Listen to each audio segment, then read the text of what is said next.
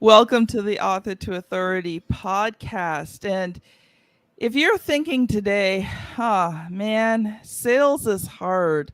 Every time I talk to someone, the answer is no. Mm-hmm. Well, I got good news for you today because John is joining me and we are going to be talking about how to increase your closing rate by 87%.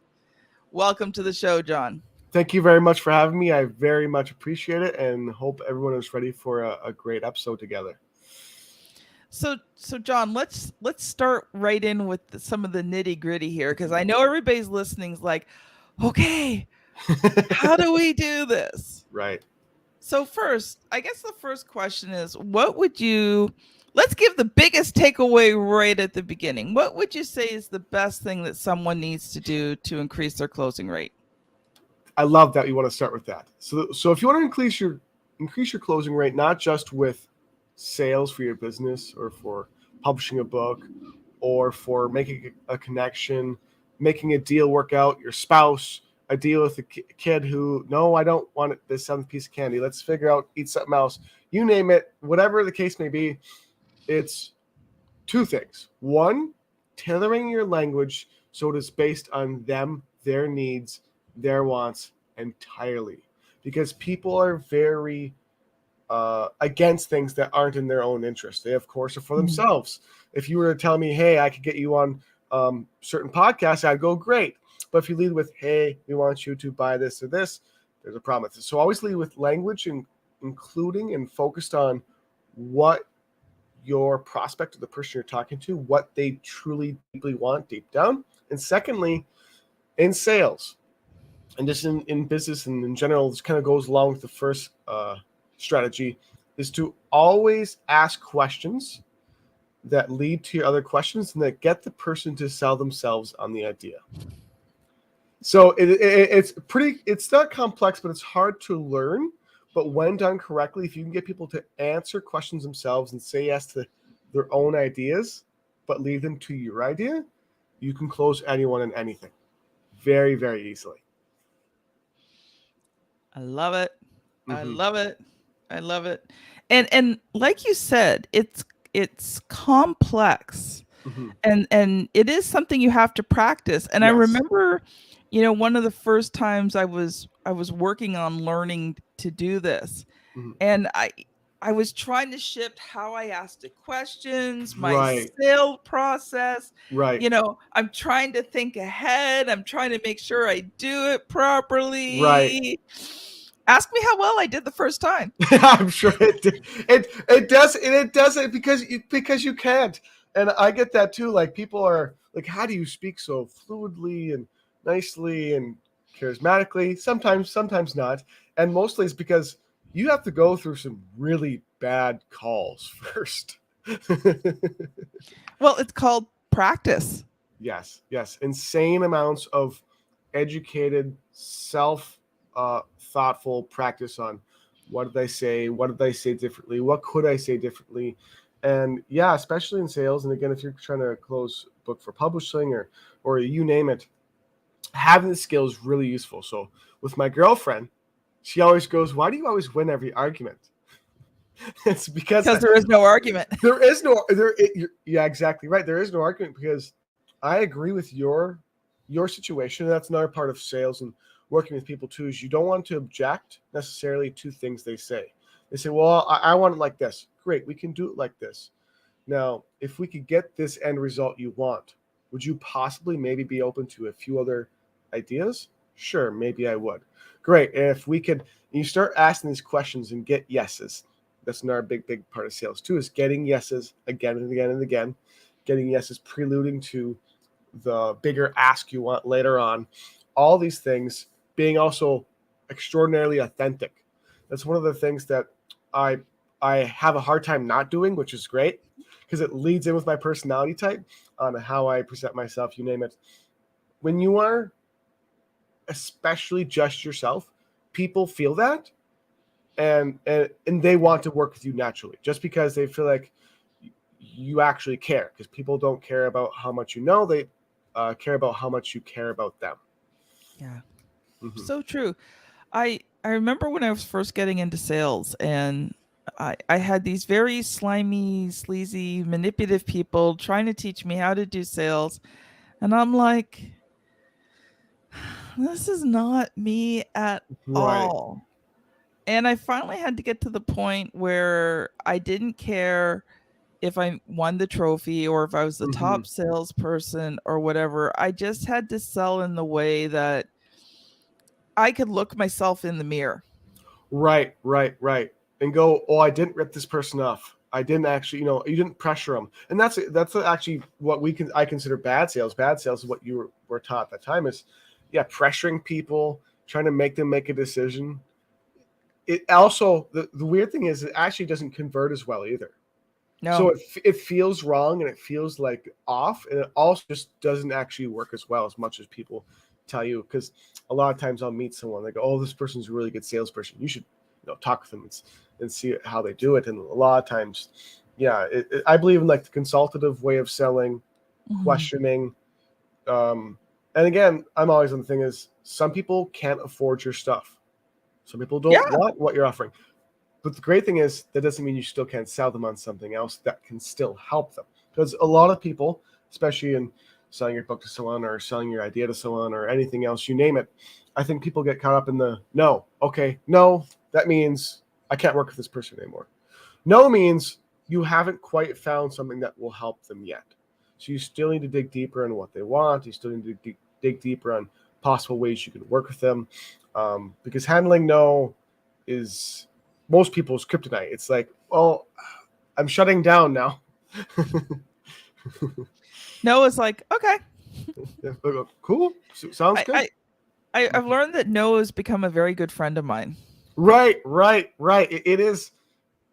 It's self-filtering, and it's good to hear no. And I think maybe in today's world we're not told no enough. We need a little bit more of no. It Well, develops you.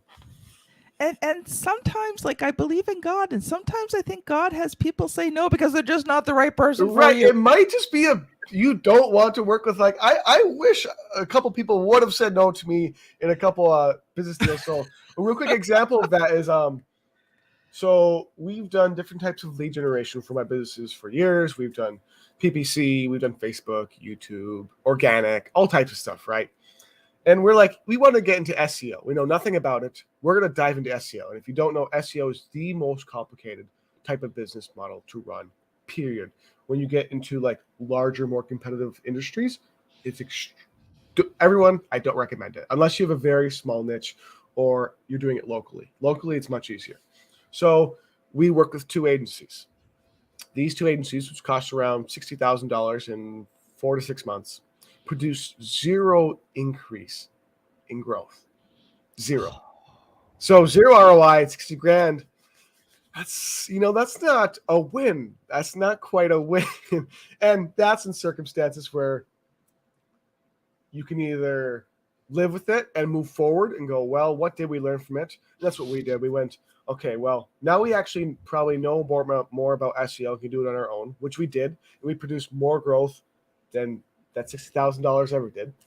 And two, like you're saying, it's like sometimes no, you may not realize it, whether it's God, the universe, something. You should have gotten a no, or maybe you if it doesn't feel right, probably isn't right. If you think it should be a no, don't force anything. Let things just work out on their own. Because sometimes I wish I would have gotten a no or two. Well, I think the other thing too is sometimes we have to fire the clients Right. before Yes. they become our clients. There Yes. there have Yes. been people I have said no to because after a couple of interviews, I'm like, there is no way I am working with this person. And I've Yeah. actually fired a couple of clients mid process Right. because it was so toxic, so stressful, like it was better for me to Right. give them a partial refund so they only paid for the work we did, and whatever else they had paid I gave it back to them, than it was to continue working with them. Right. Because the time alone, because time is money. Time is all your money. The time alone and the resources to working with a really difficult client and the stress of it. It's just not anyone again. Yeah. If you're listening to this and you want to work with someone, but you quite aren't sure because of your interaction with them, or they act a certain way, or it just seems like it's going to be a lot of rigmarole, back and forth, back and forth, back and forth. Let yourself not get the client. Even if you need it right now, try your best to just go, you know what? I'll find someone else. I'll work with someone else. Or send them to someone else. Say, hey, I don't think this is going to work for us. At least collect an affiliate commission off a referral fee. I have someone else who can handle this for you. And yeah, that's something huge people have to get used to. Especially when I first got started doing some different consulting and different things, saying no was very difficult. And I found out the hard way. Yeah, middle of the process, you're working with someone, you're like, this is not the original project I thought this was going to be. Nearly close. And I want to get out, but I don't know how to get out. And it's just such a drainer of time, energy. It doesn't go as fluidly. You saying no is a good thing. Well, and I think that leads to the sort of the second part of the conversation is, how do we improve lead quality? Because I Yes. think, like your closing rate improves, uh, by doing the things you suggest, but it also improves if the quality of the lead in the first place. So I'd love to hear you Yes. talk on that. Yeah, so the two biggest filtering processes, it all depends on how you're generating leads in the first place. But the two biggest filtering processes is one, the copy messaging you are using. So, a lot of times everyone's told, you want as many leads as possible. Bring the leads in, let them come in hordes, let them come in avalanches, let them come in mount. That's the exact opposite of what you want. You want a slow trickle of very, very high quality people who can afford and who actually very much want what you're offering. Mm-hmm. And your messaging and your copywriting decides who's, not always, because some people sneak through, but a lot of the time it can filter out who's coming in. For example, of how you could change your phrasing. If your phrasing was, say it's for an agency, get your first 3 months free of our lead generation, and you make this astounding, amazing offer that is for everyone, anyone in any industry, any niche, with any budget. No, I've seen examples of this. For example, the Harmon brothers, they run advertising, some of the best ads there are in the world, do a great job, very creative advertising. Or Hermosi or many other people, their messaging on an ad, for example, is, we work with 7-figure agencies in XYZ niche and help them scale and double their revenue. So there goes anyone, not always, but most likely, who's doing less than probably 5 or 6, or who's a beginner agency. There goes people who are not in the industry, you name it. So you have to call out either directly to your target person or filter out with language who you don't want. So you use, basically, you can use revenue, you can use industry, you can use whether they're just getting started, whether they're experienced. We want to work with 7-figure experienced agencies looking to scale and optimize through conversion optimization, your direct service you offer. So also call out directly to how you help people in some of your copy you're using. And the second way, other than your advertising, is the process they go through.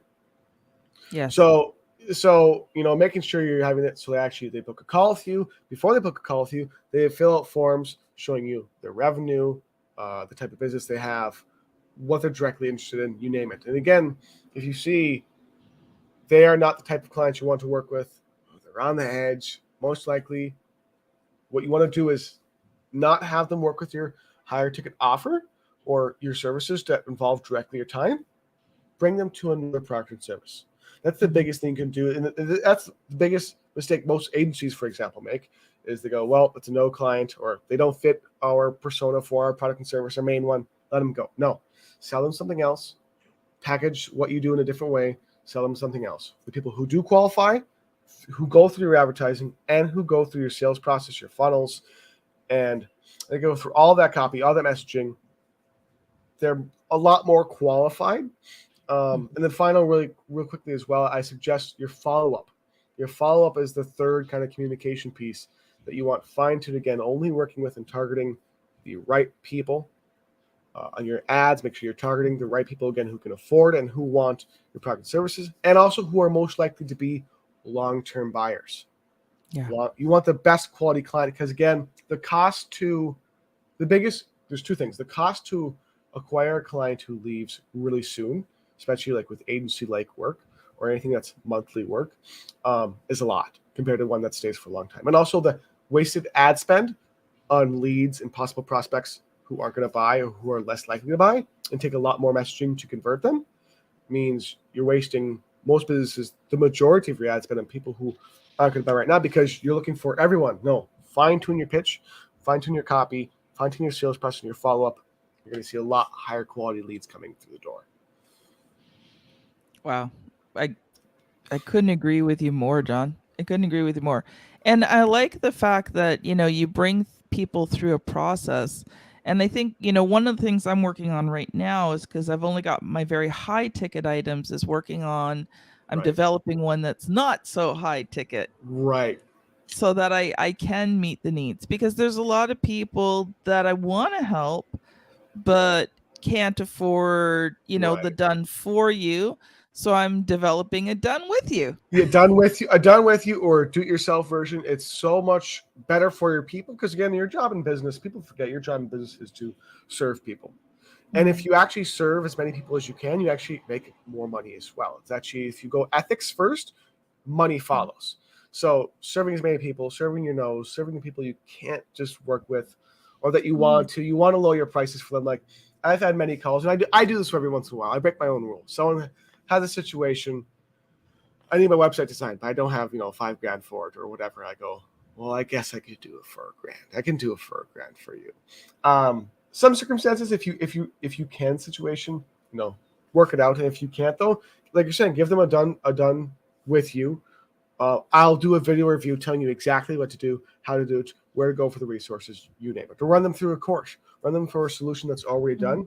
That's the best thing you can do for sure. Yeah. Yeah. So let's shift gears here a little bit, John. Now that you've given us so much meat to chew on, I'd love for you to introduce yourself a little bit more. Your bio Sure. says that you're an American entrepreneur, you're a top 1% growth consultant and business master.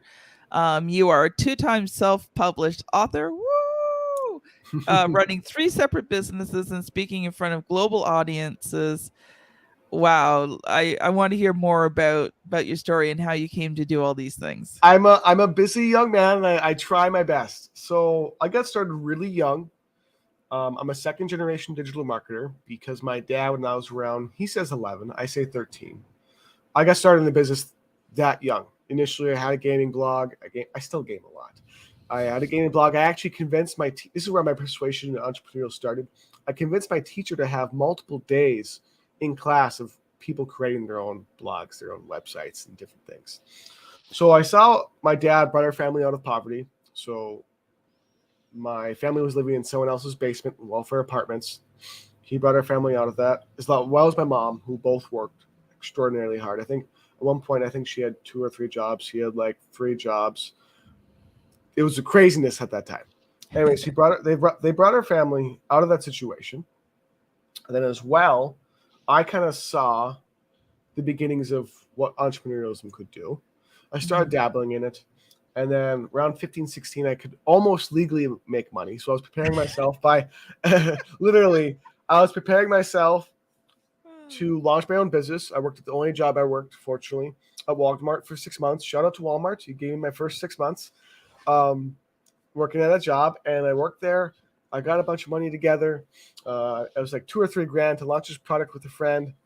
Launched it, failed miserably. I lost every cent I had saved up from working from Walmart. That was my first kicking the balls from entrepreneurial journey, which happens.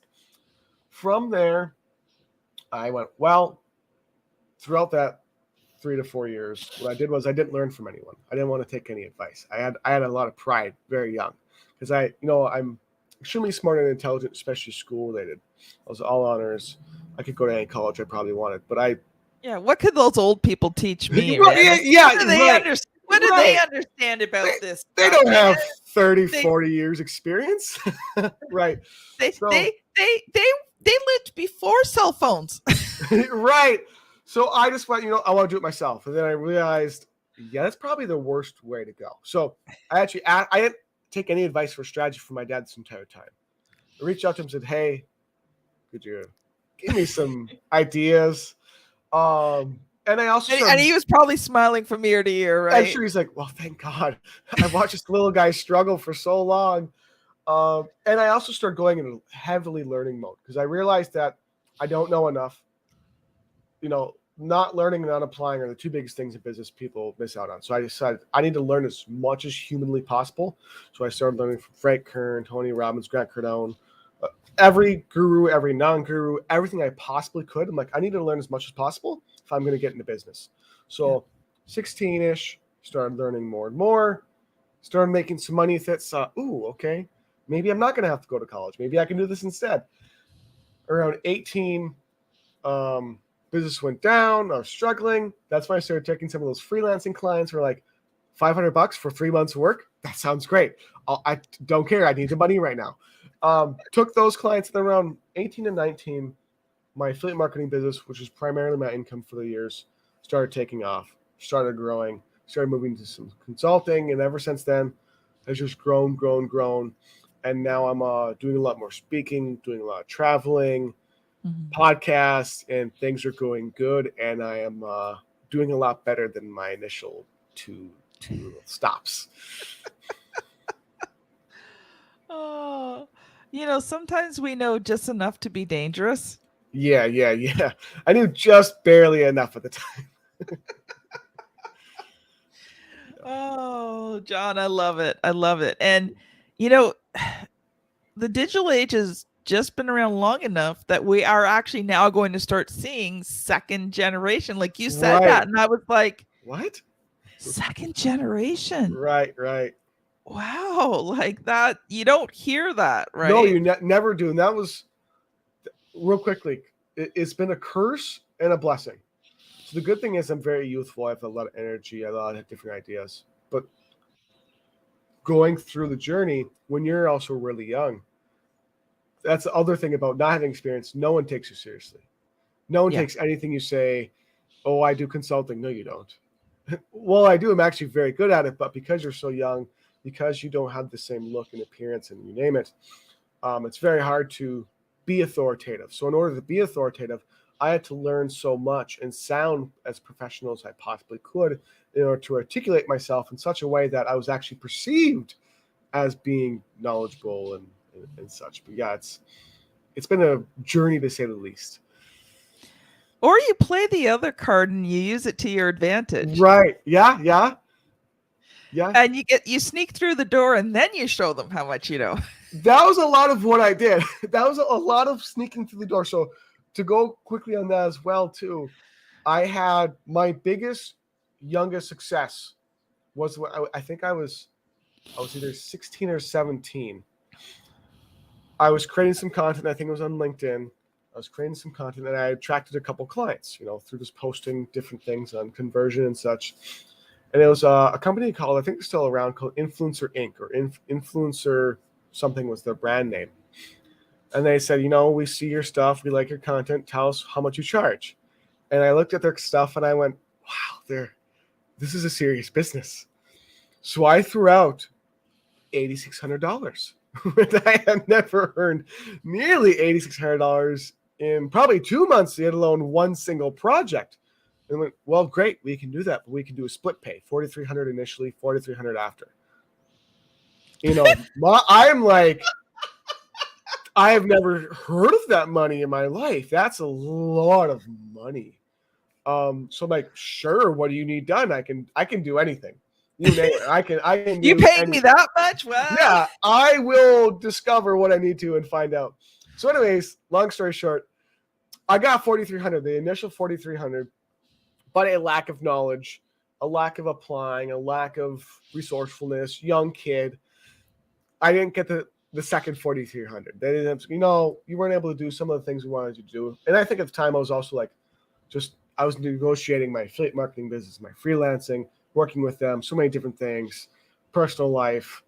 It didn't work out. But it goes to show as well that people, whether you're thinking about being an entrepreneur, you are an entrepreneur, you want to connect with a podcast, you want to connect with a great person to talk to, make a deal, never be afraid to ask, because you might get a very, very unexpected yes. And even if you get a no, you can often I recently worked with Influencer Joy on YouTube. Influencer Joy has a pretty large channel and great. I think he has over 1 million subscribers, which it's pretty bulky. He does a great job. And Influencer Joy didn't answer me for the first 5 follow-ups. I'm like, I'm trying. I made videos, videos like this. I made different things, different deals, whatever. I finally got him to buy some services from me just to work my way in the door, because you have to ask again, you have to ask it 6 times, a different way, a different perspective. You have to follow up like a machine, and eventually you'll get a yes, or you'll find someone else who'll give you a yes. And it's just entrepreneurship to me is like, it's like being in a boxing gym with Mike Tyson, but you have on pillows and he has brass knuckles, and you're just taking left and right hooks like nonstop. And eventually, well, Mike Tyson, you'll lose. But an entrepreneurial journey, you'll get a win somewhere. Oh, John, I love it. We're going to shift gears again because you are a 2-time self-published author. So first of all, tell us about your books, and then I'm going to ask you a couple questions. Yes. So there's 2 books. One is 19, which I wrote at 19. And I got a lot of criticism for writing, because you don't know a lot of life at 19. And I didn't personally. Well, this is the biggest thing I can teach people, that I think that one of my blessings, and that's why I wrote the book, is it's not from my personal experience. It's from other people's experiences I watched growing up, because the situation I grew up in, through my parents' issues, through being really poor, through being a weird kid and getting bullied a lot, many other things going on. I didn't learn from my experience. I learned from watching others. Like, oh, I don't want to do that. If I do that, I'm going to grow up, struggling, a lot of issues going on, you name it. So I watched my outside world and decided I can create a book. I can make a book, because, well, why not? 2, I didn't like to do what other people told me what to do or not to do, so I decided to do things on my own. And 3, very much so. I could go on stories about that all the time. But 3, I think the biggest thing is learning from other people's experiences, so you do not have to fail, so you do not have to struggle, so you don't have to go through their difficulties. I would rather not be beaten by personal experience. That sounds rough. That sounds the least smart thing to do. So I'm going to take it from other people's examples. So I took the stories, some of them my personal life, some from other sources, and put it into a book called 19, which goes through 19 different lessons I learned throughout my life from others and from myself. Just mindset, financials, everything. And then finally, I also created more recently a book called Finally Wealthy. Now, I'm not wealthy compared to some others, but through my background of being 2 times very close to being homeless. One was with my family, which I couldn't have helped. Those just circumstances. Dad had 2 offline businesses go bankrupt. The second time was my fault. My fault. I'll admit that. But through those circumstances and such, I'm wealthy compared to anything I ever lived through. So I wrote kind of what I've done through my journey to financially support myself, support others, and as well how to manage business finances, how to optimize business, grow your business, everything else. So Finally Wealthy at 19. While I'm young, I got some other people's experiences and some of my own to combine and put together to some good resources. Okay. I love it. Love it, love it, love it. Here's a question that every author who comes on the show gets asked. So you ready? Okay. What was the good, the bad, and the ugly? Let's say your second book, about publishing your second book. I'll do the bad and the ugly first. The bad and the ugly was, again, the criticism in everyone who reads the book, or both books, of, well, can you really write about this? I mean, are you really, really wealthy? I'm like, well, you don't understand the idea of I'm wealthy, and people can become wealthy from where they once were.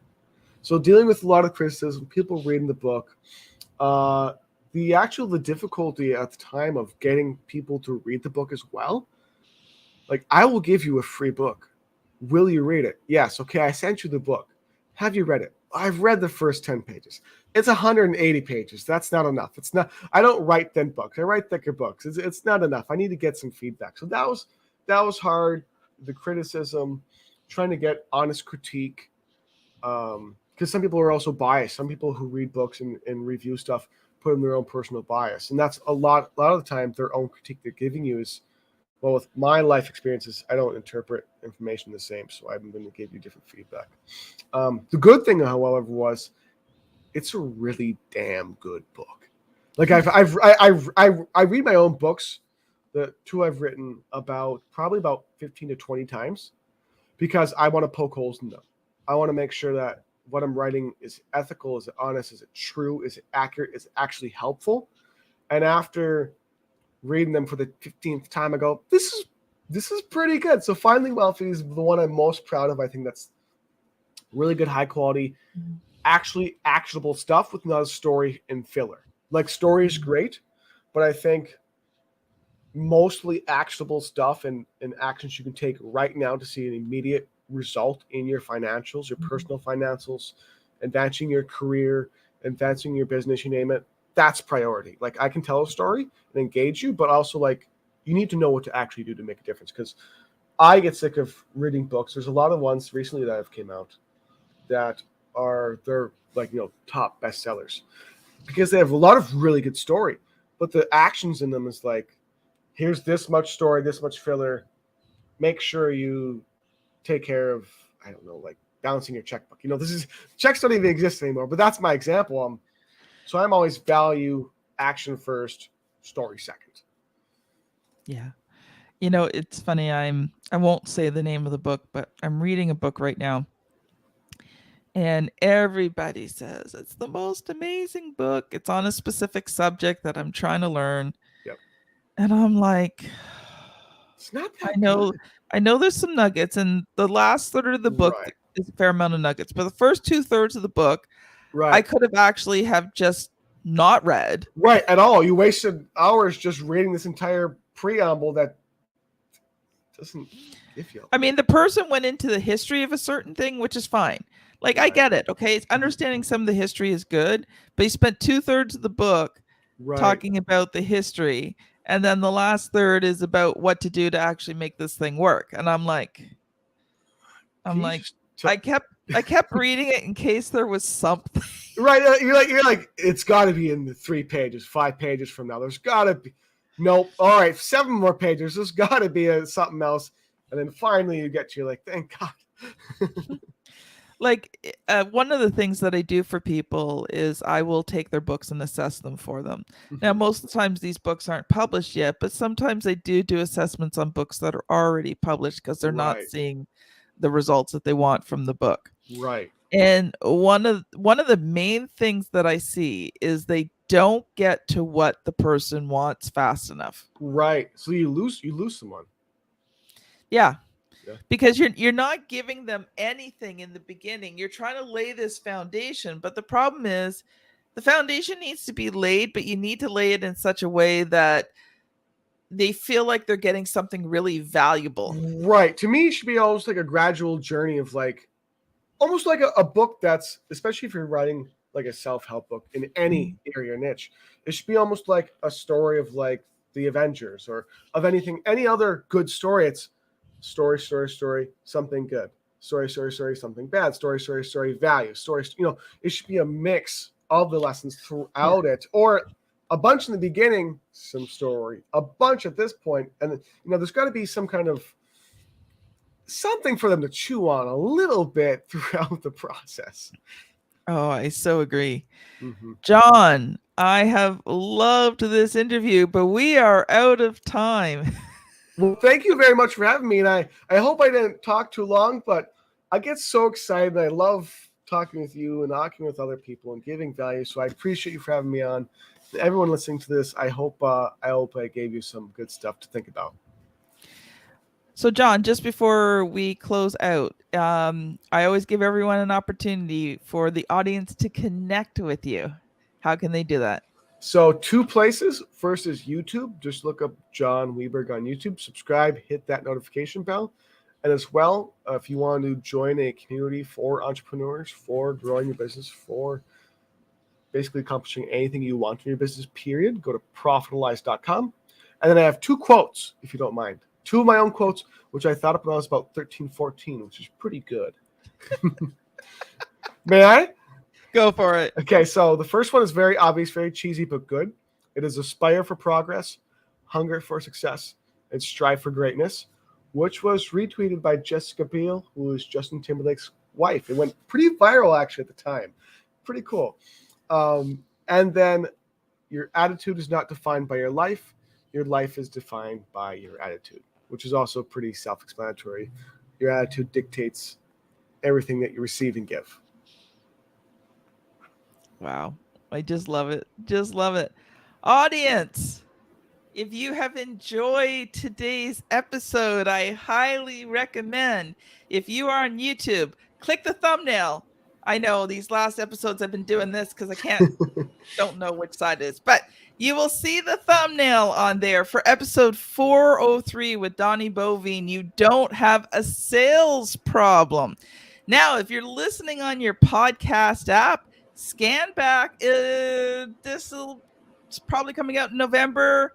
I think Donnie was July. So you're going to have to scan back a little bit to episode 403. Thank you so much for joining us, and we'll see you on the very next episode. Bye now. Take care.